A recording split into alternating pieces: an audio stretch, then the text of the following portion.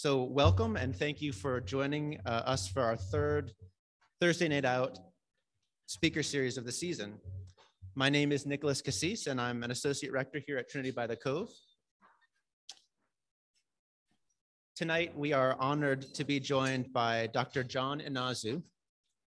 John is the Sally D. Danforth Distinguished Professor of Law and Religion at Washington State University in St. Louis. His scholarly focus is the First Amendment freedoms of speech, assembly, and religion. John is the author of Liberty's Refuge, The Forgotten Freedom of Assembly, and Confident Pluralism, Surviving and Thriving Through Deep Difference, which some of you here have been reading over the last few weeks. He's also co-editor with Tim Keller of Uncommon Ground, Living Faithfully in a World of Difference. John holds a bachelor's and JD from Duke University, a PhD in political science from UNC Chapel Hill. He clerked for Judge Roger Woolman in the US Court of Appeals for the Eighth Circuit and served for 4 years as an associate general counsel of the Department of the Air Force at the Pentagon. And we are so thankful that he has agreed to speak with us tonight. Before we get started, I'd like to thank also Alex Vance, Rusty Troth, and Bruce McKever, who are on the committee that organizes these speaker series and who arranged for John to be here tonight. The overarching theme of this year's speaker series is pluralism and civil discourse. And each speaker that we've had has been giving us a different angle on this topic. John's work in this area gets to the very heart of the issue and what we can do to restore some civility and respect to our public discourse. So I'm particularly excited for the opportunity to learn from him tonight as we seek to live out our faith in the midst of relationships of deep difference. Before we get started, just a quick few words on the format. You'll notice I'm kind of not quite standing facing you, which might seem a little strange, but we are going to be recording this talk. And I want to make sure that John can see me, and those who can't be here tonight, who are going to be watching this recording later, will be able to see both me and John. For those of you who have friends or family who were interested but couldn't make it, you can let them know. They'll be able to find it on our website after the talk. And rather than our typical format, tonight's talk is going to be an interview style discussion. This was John's suggestion, and I think it works really well especially in the virtual environment that we're in, to sort of bring the discussion to life. So I'll ask a series of questions for some general questions and then some more specific questions. And as we're going through the talk, if you think of your own, please do jot them down on the placemat or napkin, and there'll be some time at the end for you to ask your own questions. You'll have to wait for me to run around with the microphone.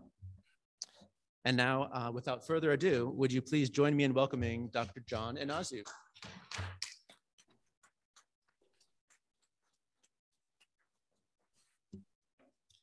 So John, welcome and thanks for being with us.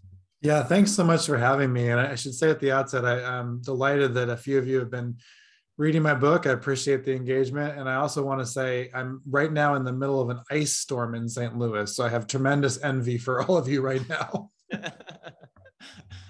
Well, hopefully we won't rub it in too much. It's been quite nice today, actually. We had a beautiful evensong service across the street. And as people were coming out, the weather was quite nice. That'll be the last we mention weather though tonight. Why don't you just begin by telling us a little bit about yourself and maybe tie that into where this idea for confident pluralism came from, how you started thinking about those ideas and writing the book.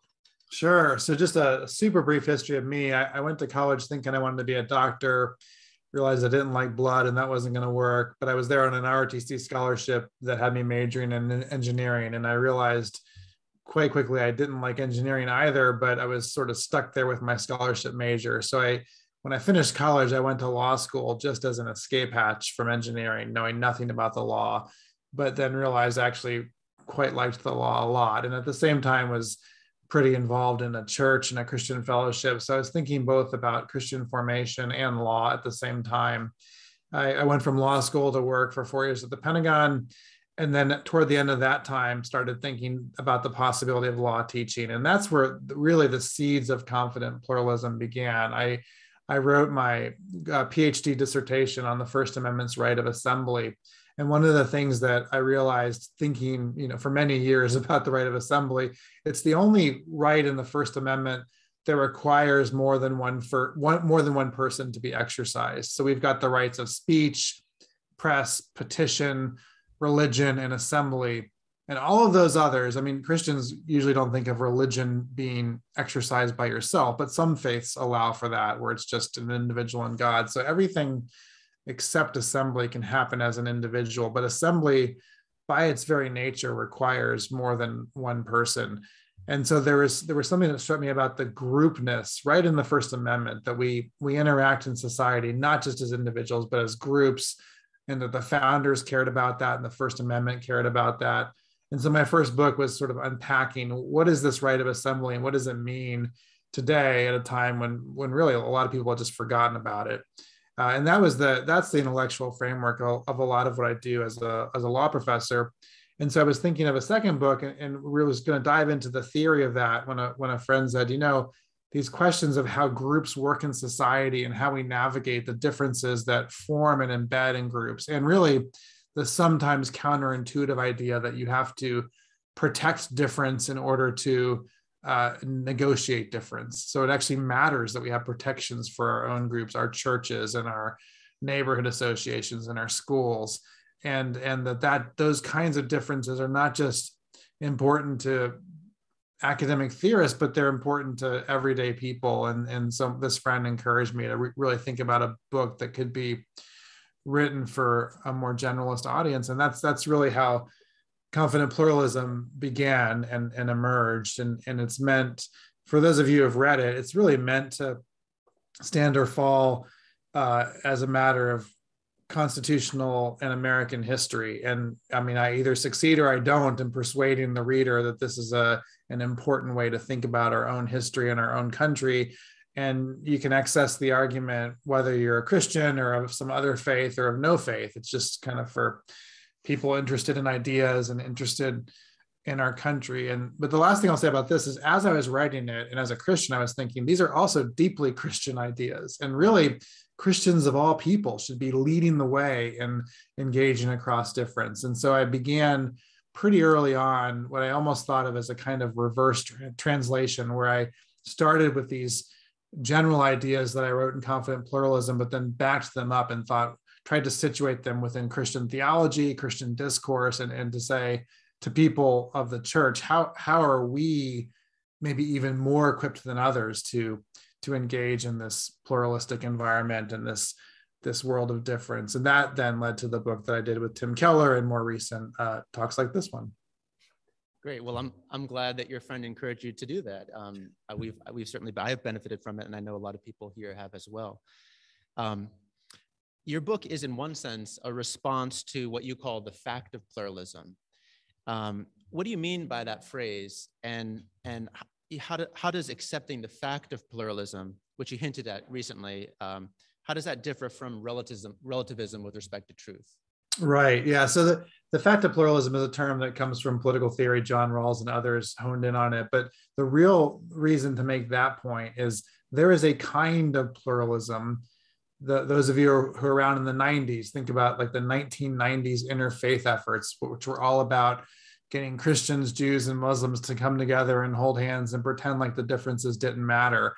And there was something kind of sentimental about that, but it didn't actually encounter real difference because it tried to paper over those differences. And the fact of pluralism is meant to emphasize, no, these differences are actually very real. They're very fundamental and they're not going away. So in an interfaith context, these differences are about ultimate things. What happens at the end of life? Who is God? Why does God matter?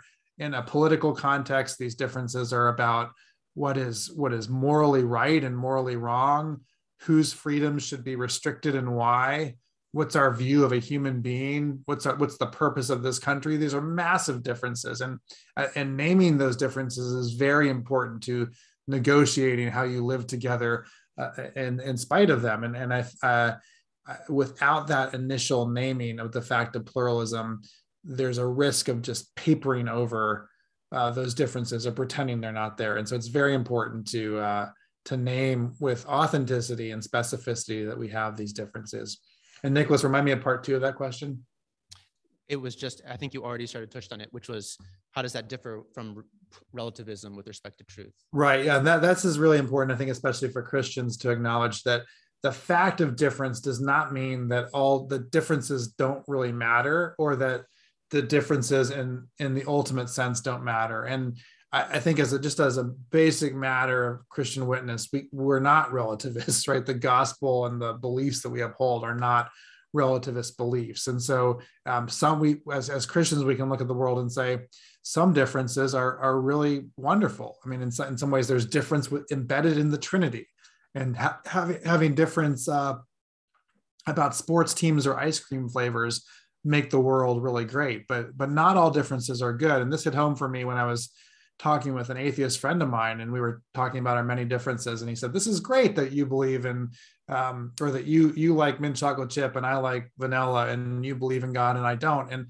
And when he got to that last point, I thought, no, it's actually not great that you don't believe in God. I don't think that makes the world a better place. I want you to come to faith in God. And so that means that we are not relativists, and acknowledging, for Christians, acknowledging the reality of difference does not mean saying that all difference is good. And that's I think a really important frame for us to think about. Well, I think most of us would have no problem acknowledging the fact that we do live in a place where there are lots of differences, and we meet every day, lots of different views on all sorts of different issues, whether they be political or ideological. Some here have read your book and some have not. So, and they're new to this material. So would you give us a quick overview of what you mean by confident pluralism, and why you think this is really a good idea for our current divisive situation? Sure. Yeah. And we've really kind of covered the theoretical framework for the title itself already. So both words matter here. The confidence is saying we really do have to name these real differences that matter, and we've got to be confident in what we hold to be our own beliefs. And then the pluralism part is recognizing, and those differences are out there. And if we convince ourselves they're not, then we're going to risk crowding out those differences, sometimes with the use of force, right? This is what politics is ultimately about. We forget about the differences. We assume that everyone can only see things our way. And then we use, in the worst case, we use force to inflict our preferences on other people. We're seeing that unfold in a very dramatic way globally, right? As we sit here tonight. And so there's a real somber warning about the alternative to pluralism in the other direction. And there's also, I think, why this might be especially relevant today. We've actually always had these deep differences. Some of them have become more vocal or apparent as more voices have been heard in this country. So one of the ways you can think about the progression of American history is we become more and more open to different voices. There was a time in this country when women couldn't vote, or African Americans didn't have the same rights, or gay people were not able to say what they felt or believed. And the more that in a society that we open up this difference, almost as a corollary to that, we're going to have less consensus about what we all think. And so it's more of a felt difference. Even though those differences were probably already there, they're more open, they're more surfaced, and they're more felt. And then another, I think, very striking phenomenon that many of us have felt in the last couple of years especially is many of these differences have moved from "I think you're wrong" to "I think you're evil." And when you make that move with another human being, it's really hard to figure out how to dial that back. And the politics is a great example of this, right? It wasn't that long ago where there were some exceptions, but for the most part, if you were of a different political party sitting down at dinner, someone would say, I think you're really wrong or misguided about that, but you would seldom get the charge of evil. And now that's sort of commonplace in our political discourse. Well, that leads me to a follow-up question, which is, sometimes it seems like those two concepts are at odds with one another. We sometimes think of, the more confidence we have in a belief, the more likely it's going to be that we're going to label someone evil, or do those coercive or violent actions against them. So can we really have confidence in our own beliefs while at the same time being open to other people's beliefs? And how do you see that tension? Right. Yeah. No. So the tension's there, and I think part of what drives it is maybe that the people who say they're confident aren't actually confident. To me, confidence means I've thought about this a lot, or I believe it enough to organize my life around it. Right. The Christian faith is a lot about what am I doing to live into this faith, even if I can't always be certain about it. So the difference between confidence and certainty matters. Confidence, I think, points us more toward a kind of hope or a faith. But when we are confident, then we should absolutely invite people to critique our beliefs, or we should invite discussion or debate. And this is one, as a law professor, this is one of the things I love about teaching law. Part of my job is to train law students to take the very best argument from the other side, and not the straw man argument, but say, bring the best possible argument and challenge all of my premises and all of my presumptions, because I am confident in this position that I'm taking.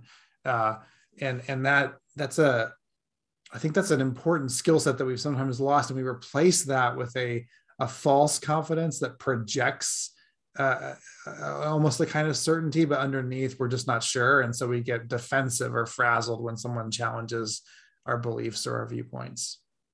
That's interesting. That's an interesting thought. I want to sort of switch topics a little bit, and for those who to sort of get everyone on the same page, for those who haven't read the book, which is right here, it's called Confident Pluralism. The first half of the book basically deals with issues of law and policy, and the second half with individual practices, communal practices. And if I can sort of paint in broad strokes, the former seems to be about guaranteeing or safeguarding freedoms, and the second is largely about voluntarily restricting our own freedoms for the sake of others. How do you see these two sort of different movements? How do you see them complementing one another? Yeah, well, so I should start by saying this book came out in 2016, and at the time I thought, I wrote it in 2015 basically, and at the time I thought, wow, we've got a lot of problems in our society and a lot of deep differences, and we need a lot of help to figure out how to navigate these. And that was 2015, right? Things have not gotten any easier in the last 6 years or so. And so part of the argument that I made then, and I still make, is we have very thin understandings of both the legal protections necessary to allow for difference, both to manifest in its own spaces and also to come together publicly and in a way that coheres with other people's rights and abilities to express themselves. And we also have very thin conceptions of civic practices, the kinds of internal habits and postures that are going to be necessary to survive and thrive across our many differences. And one of the examples I use to illustrate this point is in the realm of free speech. So free speech starts as a kind of a legal idea. What am I allowed to say? And it turns out I'm allowed to say almost anything to almost anyone. There are a few exceptions to this. So I can't use the words that commit insider trading, or I can't use the words that perjure myself on the witness stand. Those are forms of criminalized speech. But for the most part, I can say whatever I want to anyone, including really awful words that damage people's lives, that are emotionally destructive or psychologically harmful. All protected speech. Hate speech is protected speech. But what that does for us as citizens, as humans, and for those of us who are as Christians, as followers of Christ, it puts a lot of responsibility on us on how we use our words. And so, Nicholas, you said maybe how we restrict our own freedoms. I'm not even sure we have to go that far. It could just be how we care for the people around us by deciding. It doesn't mean we compromise truth. It doesn't mean we say falsities, but it does mean sometimes we contextualize our comments, or we choose not to speak, or when we were told that something we've said has offended someone, that instead of getting defensive about it, we think, well, why? Let me think about why that offended you. And did I really have to say it that way? Or could I make the same point in a different register. And so, I mean, hopefully you can see where with all, I mean, think about national politics, think about religious differences, think about protests and those sorts of things. And the growing impatience we see in our country, and the need to have both laws in place as guardrails that will benefit all of us. And here the key to the First Amendment is we have to have laws that are going to benefit both us and the people we don't like, right? That's how the whole First Amendment works. Sometimes it protects you, sometimes it protects the other guy. There's no special interest pleading in the First Amendment. But then on the other side of it, these civic practices, we have to figure out how to cultivate these in each other.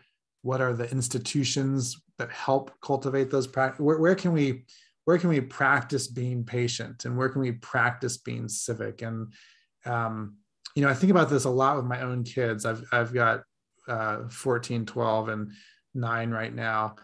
And when I was their age or their ages, you could make a lot of mistakes. If you said something really stupid in the school hallway, or you got in, you lost your cool and maybe even got in a fight with someone, there were consequences, but it was like, what, a day suspension, or you got, yelled at by your parents. But now if that thing goes on social media as a 12-year-old or a 14-year-old, that's a permanent record for the world. And so in all around us, I think we've lost these training grounds to just try things out and sometimes mess up and then learn how to get back up and forgive each other. And instead it's just instantly memorialized. And these are not good habits to cultivate civic virtue. So I think part of the challenge in all of this, and the exigent challenge for us, is how do we find those spaces and those ways to practice these things? Well, I would love to keep on going that direction, but before we do, I just want to do one sort of quick follow-up to the notion of that sort of strong stance you're taking on freedom of speech, which is just articulating, the freedoms we have under the First Amendment. Some in the group in particular that were reading the book wanted to ask specifically about protection of speech when it consists in misinformation, especially relative to public health, when the misinformation can lead to illness or death. If anyone has any idea what I'm talking about, So is there a way, on your view, to limit the spread of misinformation, or is that not even desirable, or how would you approach that? Well, so that's a great question, a super important question. Constitutionally, it's very hard to limit false information. Within the last few years, there was a Supreme Court decision about a guy who was basically falsely representing that he had been awarded the Medal of Honor or some other military award, and the Supreme Court said that's protected speech. You can lie, you can present false speech, and that's still protected. And that's I'm not sure I agree with that standard, right? That it seems to me that there's a point where just outright lies do more harm than good to whatever theory you have about discourse or ideas. But that's where the court is, at least right now. And I think there are some problems with it. So if the law is not going to do it, then how do we protect against or minimize false speech? And this is, as some of you know, this is a massive and growing problem, especially in online venues where people are captivated by echo chambers that are just no longer in touch with reality. And so how do you stifle that when sometimes this can lead to extreme harm? And so I think there are ways. This is sort of a glass half empty, glass half full point, but the fact that most of our online content happens on private platforms, not government platforms, means that those private platforms can do what they want. So Facebook and Twitter are not subject to the First Amendment. And believe me, there are some good and bad outcomes of that fact of the world, but it does mean that they could choose to limit outright false information. And then here, I think part of this is back on us, right? What are we as individuals and institutions choosing as our inputs, and how are we processing those inputs? So here's a little trick that I do, and maybe to make just this very concrete, some of you might adopt this practice if you're online. I'm mostly not online, but I am on Twitter, and I get most of my news via Twitter. And I follow a few people publicly, but I also have a little program that allows me to follow people privately. And on that program, I follow a bunch of people a little to the left and a little to the right of me, and then some people extremely to the left and extremely to the right of me. And what that allows me to do is whenever there's a breaking national news story, and sometimes I need to process pretty quickly, what's going on? Do I have a view on this? Do I need to talk to students about this? Do I need to write about this? And so I'm in real time thinking, how do I feel about this issue? And what's the data? When I can get in real time this massive cross section of reactions, it helps me triangulate a sense of where the ground truth is. And that has actually been extremely helpful, because when we can think of any number of national incidents where there's a video that comes out and the video goes viral and we all think we know what happened. And then the next day, there's part 2 of the video that shows something very different. And we do this mental gymnastics. Sometimes we lock in on our priors and say, well, I don't care about part 2 because I'm convinced by part 1. And I think it's just helpful to step back and hear.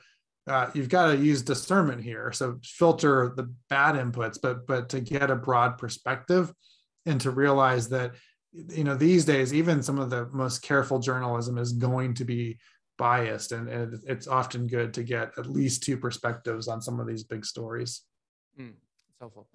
All right. So now sort of dialing back to where we were when after that brief freedom of speech diversion, you begin the second half of your book talking about 3 civic aspirations: tolerance, humility, and patience. Can you just very briefly give us an explanation of how you see these fitting into this whole issue, this whole conversation? Yeah, sure. And these are sort of, I set these up as postures or civic aspirations of how we as individuals might engage with people who are different than us. So just briefly on each of these, by humility, what I mean here is again, not relativism, but a recognition that even if we're very convinced about a certain issue or matter or belief, we're not always going to be able to prove to someone else why we're right and they may be wrong. There's just, think about any hard issue that just seems obvious to you. Someone who was raised in a different context or informed by a different set of beliefs may take a long time to get there or may never get there. So the humility is recognizing that we're not always going to effectively be able to convey our positions. The idea of patience is that we should still try, and we should try in relationship with other people, that we should, especially on these very contested things, some of you know this from experience, it seldom works to have one quick conversation about a hard issue and think that you're going to reach agreement or even go away on friendly terms. So patience would suggest that you invest in a relationship, that you allow for follow-up questions, that when you're confused about an answer someone gives, your first response is, can you tell me more about that? I'm surprised to hear that. How did you get to that belief? Instead of immediately condemning. And it could be that at the end of a long, patient conversation, you're still absolutely convinced that you're right and they're wrong. But patience at least starts with a posture of thinking, we're going to dialogue and I might have something to learn from you. And then tolerance, this last point, and this is maybe one of the most important pieces of this. Tolerance says we've got to do the hard work of distinguishing people from the ideas they hold. Tolerance does not mean that all ideas are okay. And in higher ed today, I see this a lot on my own campus. There's a sense in which you're only tolerant of me if you accept everything I believe and do. And that's not tolerance. Well, first of all, that's an impossible standard that no one actually believes. We're all intolerant of something, right? I mean, Nazis or whatever, fill in the blank, you are intolerant of someone. So no one's always tolerant, but we can distinguish people from the ideas they hold and then work toward an understanding of the person across from us.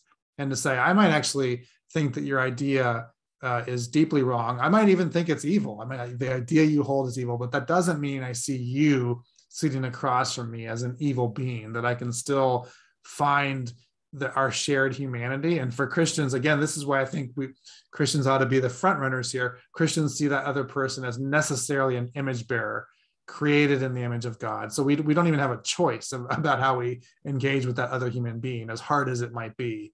And we work toward a tolerance of the person, even if we're never able to be comfortable with the idea that they hold. It's extremely helpful. And just to make sure, just to sort of round it all off, the last three chapters then move from these aspirations to what you call civic practices. You mentioned living speech, collective action, and common ground. So would you do the same thing? Give us a quick introduction to each of those. Yeah, living speech we've hinted at already, but this is the idea that we can choose. I mean, words are really powerful when you think about them. One of the greatest lies we're told as kids is sticks and stones can break my bones, but words can never hurt me. That's just not true, right? I mean, I still remember words that stung from 30 years ago. So, and we're all in some ways damaged by words. And so a move toward living speech would be, how do I minimize those words that hurt other human beings, or that I use manipulatively to shut down a conversation? Sometimes instead of engaging with an idea, we'll label someone in a way that delegitimizes them because we don't want to take the time to actually engage in the argument. So the living speech would be, how do we avoid that and minimize it and move toward authentic and engaged speech? And then the second example I mentioned is collective action. This one's really hard, but what does it mean when, we know from all kinds of examples that people engaged in solidarity together are far more effective than individuals. Think about protests or labor unions or a church itself. I mean, all kinds of examples where the gathered people are far more powerful, far more listened to, far more expressive, and yet sometimes we have this tendency to direct that collective action toward other citizens. And so we might think, well, when is it right for us to have a protest or to collectively go after, or to boycott somebody's business maybe, or somebody's group? And why might we do that? And this is a really hard question. As someone wrote to me and said, well, what does it mean to have a patient protest? It's a great question. But I do think that even our collective action should be informed by these civic aspirations, and that there might be ways where we can think what it means to, even in the midst of vehement disagreement or collective disagreement, to treat the people across from us with a kind of respect and integrity. And then finally, the idea of finding common ground across difference. And the intuition here, which is not rocket science, but it's something we could all probably practice more, is that we do have a ton of common ground with other human beings. And even, so I try to say it this way, even the person who annoys me the most, or the person who I disagree with the most, usually has at least something to teach me about the world, about an issue I haven't thought about, something. And so can I go into a relationship thinking I have something to learn from this person? And can we start with the ordinariness of being human beings together? So if you're, for those of you who've been thinking about these ideas of difference and politics and all of that for a while, if the experiment is to go and find someone who believes differently than you do about a really hard issue, whatever that is, race or healthcare or immigration or COVID, whatever it is, don't start by sitting down and saying, okay, tell me your beliefs on this issue that we disagree with. Start by backing up and saying, oh, what's your name? That'd be a good first start, but also find some, maybe you both like movies, maybe you both like to drink beer, whatever it is, and focus on some shared activities. And then through those shared activities, you can actually, and it doesn't take a lot. You can develop a baseline of trust that then opens the door for the real difficult conversations. And so I go through in Confident Pluralism some examples of this, some pretty striking examples of people who are very, very different from one another over things that matter a lot. But when they start with relationship and the ordinary things, they can then get to the hard things. And I'm not perfect at this, but I try really hard to do this. When I got to my first teaching position here at Washington University, I realized most of my colleagues saw the world very differently than I did. And I just made a pact with myself that for the first bit of time here, my job was to win friends and not arguments. And so I just had a lot of lunches getting to know my colleagues and not jumping right into the areas we disagreed. And we got there. I mean, that's the other thing, you don't want to put it off forever. You don't want to just pretend like we're never going to talk about these things, especially in trusted relationships, but do the work up front to build the trust and to establish the relationship. Great. So just one way to sort of push back on some of these aspirations or some of the ways in which they may be abused. One of the people from the group was thinking of times where the call for patience has been used to keep minority voices silent when they try to speak up for their rights or to insist on them, basic rights. Sometimes told that they're asking too much too fast. So is there a danger that some of these aspirations, particularly patience, might actually be used as a weapon against minority voices or underrepresented voices? Yeah, absolutely. I mean, and so I think, and this is one thing I wish I had emphasized a little more in the book. There is a necessary asymmetry to these civic aspirations when there is a power differential. And all of not just patience, all of these can be manipulated and abused to suppress difference, right? Just be more patient. This will work out, right? You should be more tolerant of me. You should be more humble in your views. But when there's massive oppression happening from those who are more powerful, this is actually true of civility as well, right? Calls for civility, which sound good in the abstract, can often be calls to suppress difference. It's why I do a lot of my own academic work on protests. And so you can imagine, like, as a lawyer working on protests, I get all kinds of inquiries from all kinds of people who want to protest or who've been arrested for protesting. And often the on the other side of the protest is someone who wants to say, just be more civil, right? If we just have a conversation, this will go much better for you. And in fact, that's often not true, right? It's only in the act of protest that someone's attention is caught. And so to that question, I just want to agree. Absolutely, there is a real risk of abuse here. Part of that, and one of the ways that I sort of address that in Confident Pluralism is to say right from the outset, before we even start to talk about our deep differences, we have to have some kind of baseline equality of opportunity and access. I mean, when you go to very impoverished parts of this country where people are not sure it's safe to walk to school, or don't know where their next meal is coming from, or don't have adequate health care, and you walk in there and say, let's talk about pluralism, they're going to look at you like you're crazy, right? They're going to say, no, I'd actually like to get food for my kid first. And so before in some ways, even the conversation of how we navigate our deepest differences is a very privileged conversation. So we should acknowledge that from the outset. But, right, to whom much is given, much is expected. You're here having this conversation. So it is incumbent on you and on me to have it and to think carefully about it, but to know that these are all tools and resources that we can deploy to bad ends as well as good ends. Thank you. A couple questions that were sort of coming in related to schools, and I don't know how comfortable you feel talking about this, but current practices in school or how familiar you are with them, but there's currently a lot of controversy about how US history is taught in public schools, for example, particularly with regard to slavery and racism. How do you see the principles of confident pluralism guiding some sort of way through this, or do you see an application there?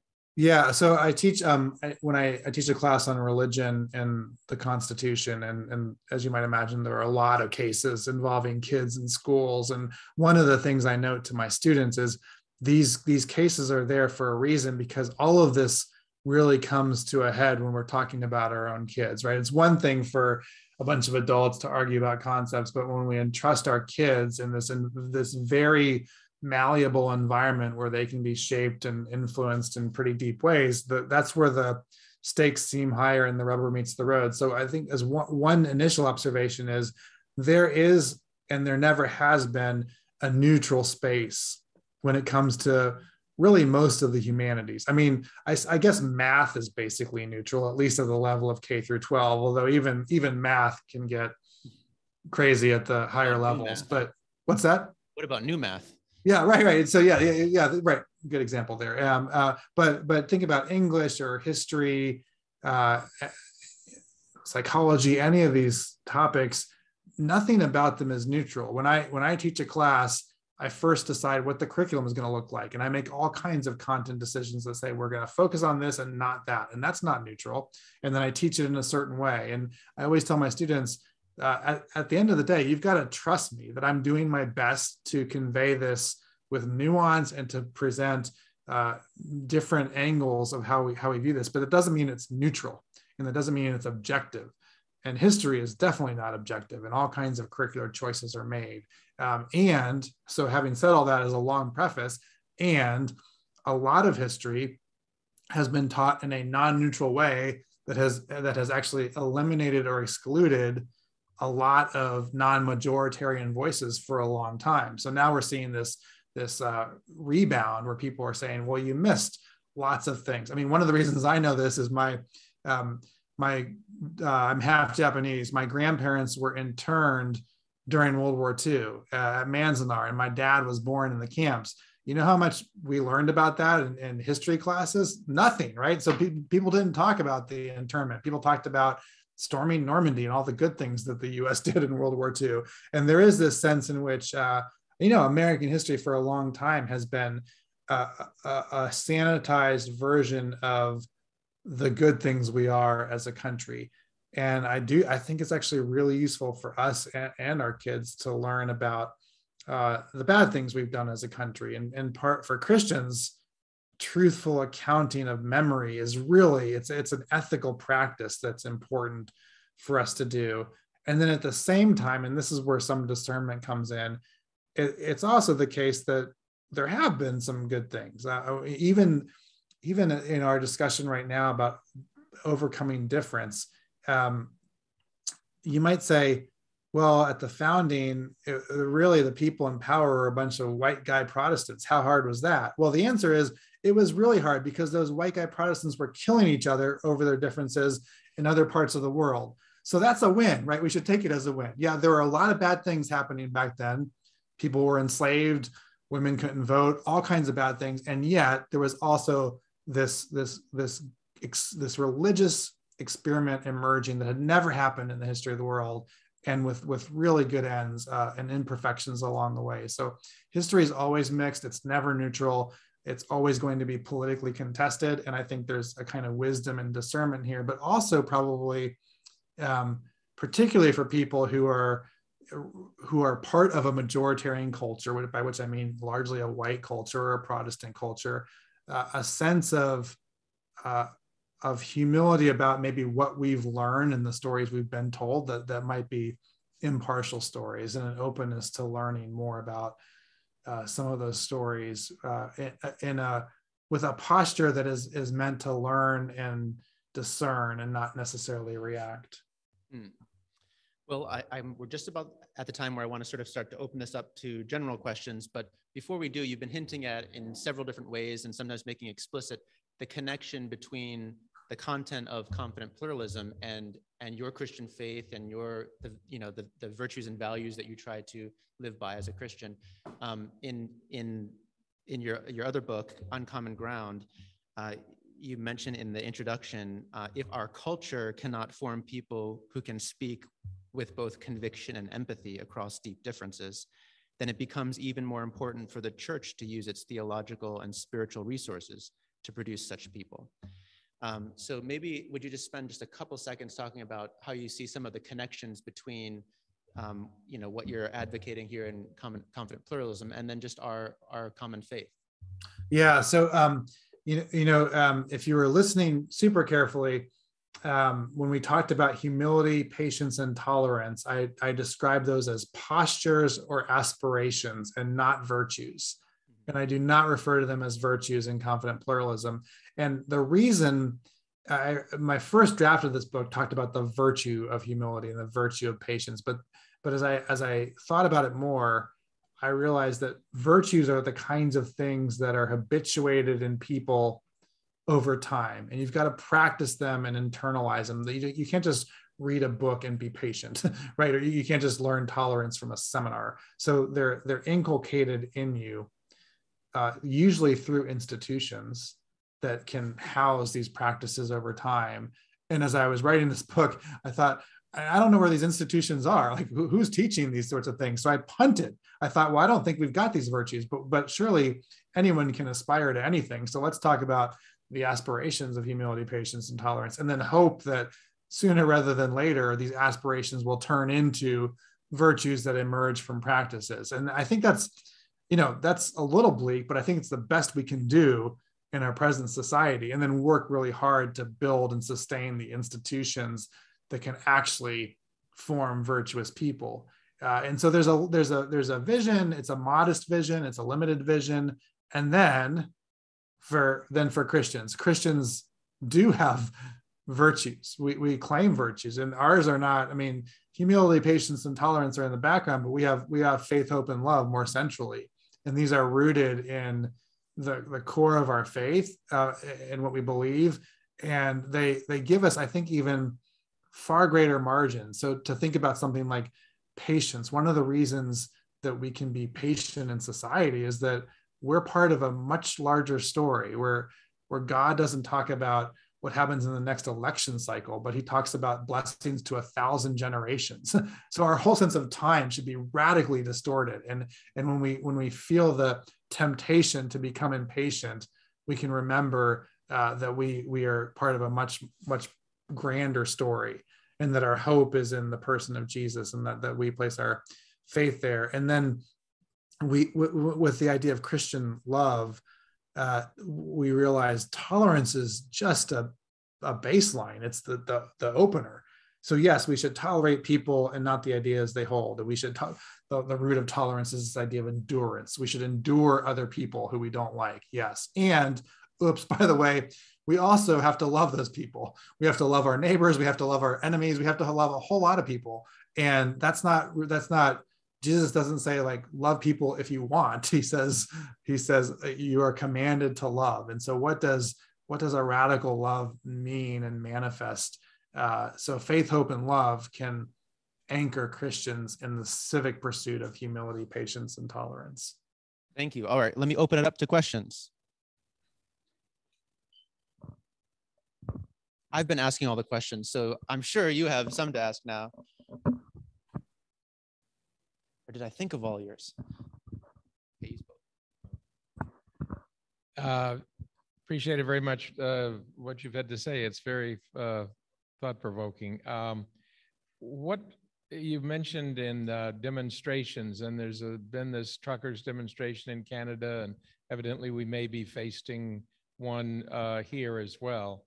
What are your thoughts on that? And maybe the way they were handled, or positively or negatively? Right. So I want to start by saying I haven't followed them as closely as I should have. And so I don't want to opine specifically on this instance, but so I'll punt on your question a little bit and give you a broader answer, which is generally, as someone who writes a lot about protests, I'm very sort of pro-protest. And I think there are lots of reasons why active protests can convey expression and emotion far greater and far more effectively and far more deeply than a written statement or something like that. And I think part of our current political and legal frames really neglect the ways in which the power of emotion and the power of collective expression can manifest in protest. That said, protests work best when they're somewhat coordinated with civil authorities, and where there's a sense in which, protests are usually performative in some sense, at least.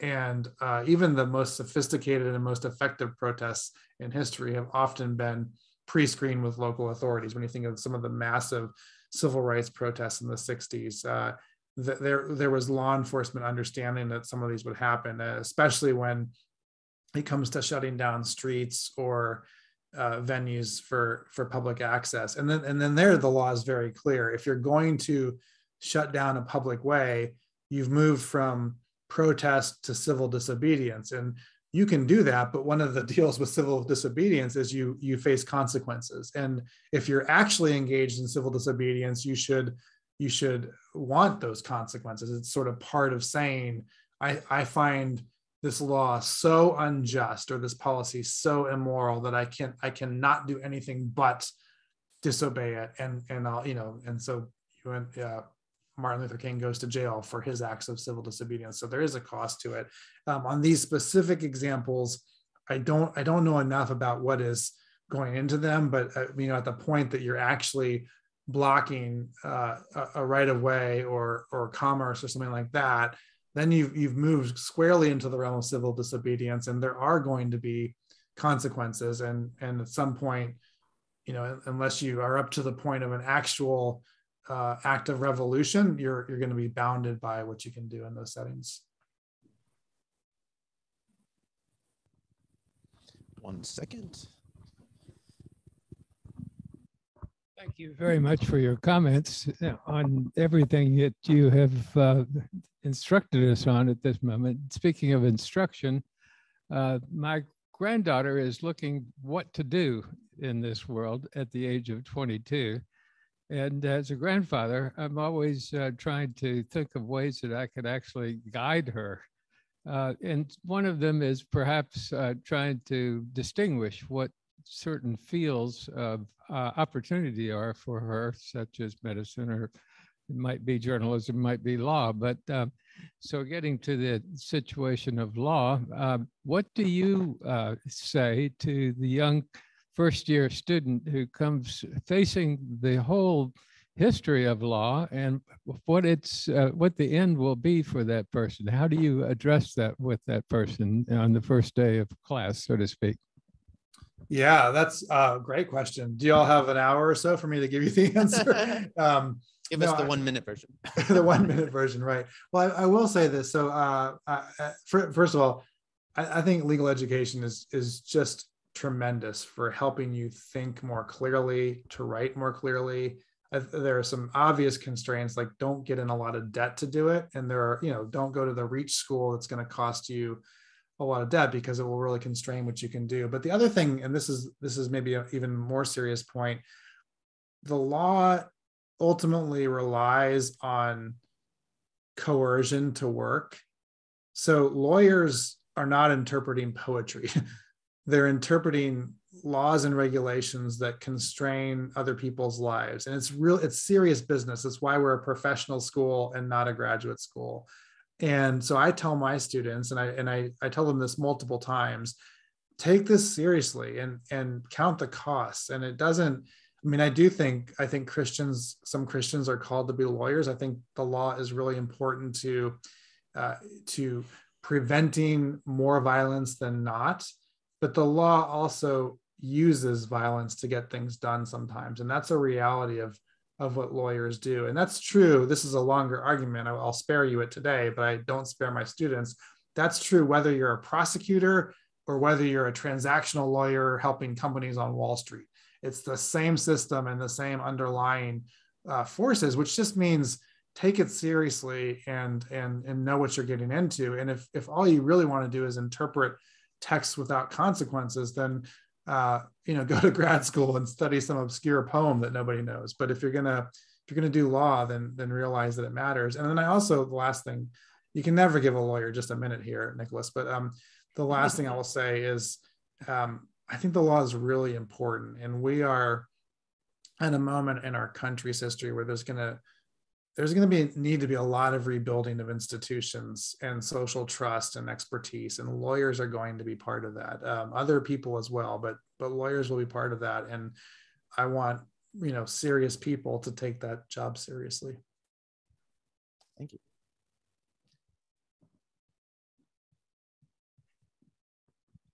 Thank you very much for your comments. I've got many questions and larger questions, but I'm trying to boil down to one specific one that you will hopefully be able to help us with.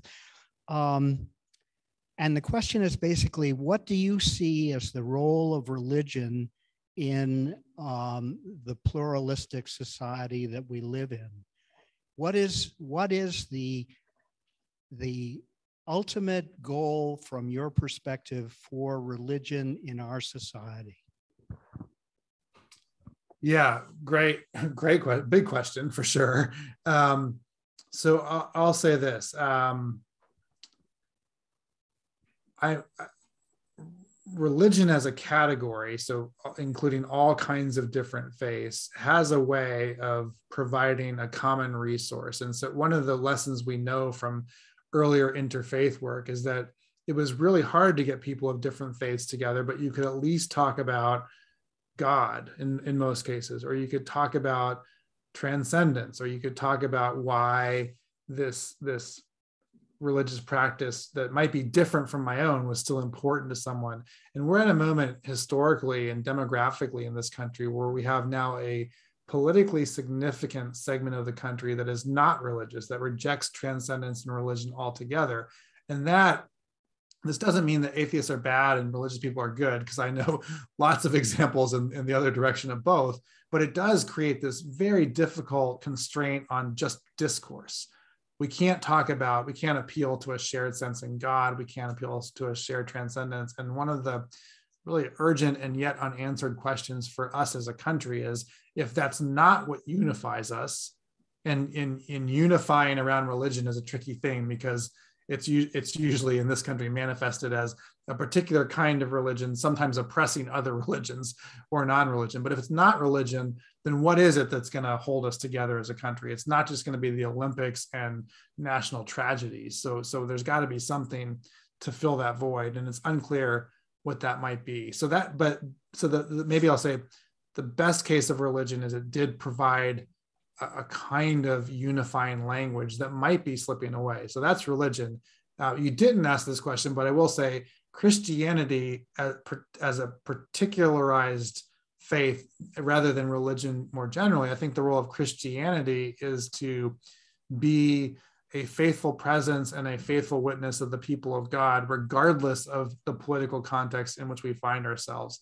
So sometimes, and in some places, that might mean you've got some power, and in other times and places, it might mean you have no power. But the call for Christians is the same in those places. It's to be salt and light to the world, to love neighbor, to love God, and to show that. And that's why I think, sort of irrespective of where we find ourselves politically today or in 10 years or whenever, we still have the playbook of how we're supposed to engage, both as individuals and collectively as Christians in society.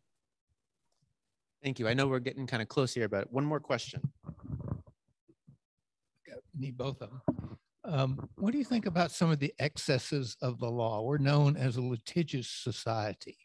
People sometimes don't come to this country to start companies or whatever because it's a litigious society. Can you speak about some of the excesses of tort law, or, sort of what's going on with the destruction of the Boy Scouts, for instance, or things like that, which is, sort of an excess of legal power?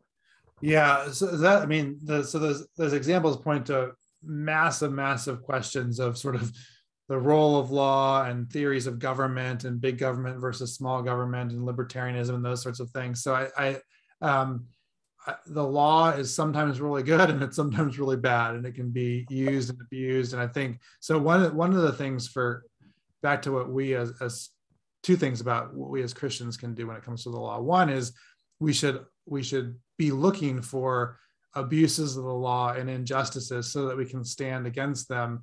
That's true when it's coming for us, but it's even more true when it's coming for other people. So how are we standing up on behalf of those who are facing legal injustices who aren't us or who are weaker than us? That's one thing.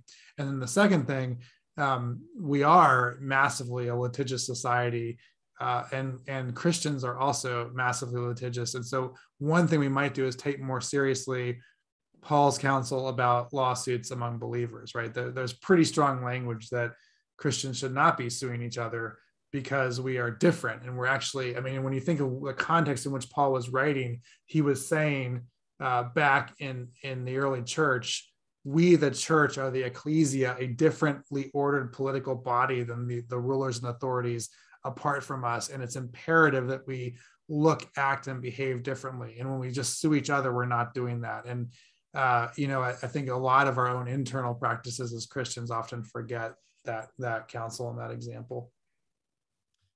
That actually makes me think of a passage from Paul's letter to the Corinthians that kept on coming to mind as I was reading your book, actually. All things are lawful, but not all things are helpful. All things are lawful, but not all things build up.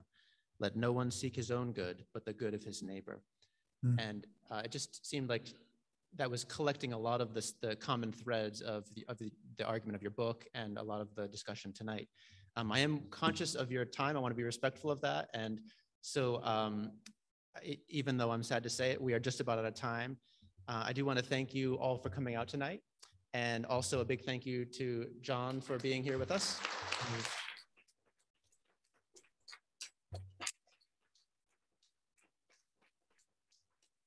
Thank you so much. I will say, I don't realize, I have no idea what the size of my head is. If I'm on a big screen, it might be gigantic. It's gigantic. No, but thank you so much for engaging. Great questions and conversation. And I'm sorry we're not in person, but this will do, right? This will do. Yeah, absolutely. Well, we appreciate you being willing to do this, even though we would love to have you in person. It's great to have you online. Why don't we close with a word of prayer, if you're okay with that? Sounds great. This collect is the collect for the human family. O God, you made us in your own image and redeemed us through Jesus, your Son. Look with compassion on the whole human family. Take away the arrogance and hatred which infect our hearts. Break down the walls that separate us. Unite us in bonds of love, and work through our struggle and confusion to accomplish your purposes on earth, that in your good time all nations and races may serve you in harmony around your heavenly throne, through Jesus Christ our Lord. Amen. Amen. Thank you again so much. Great to see you. Thank you so much. Bye-bye.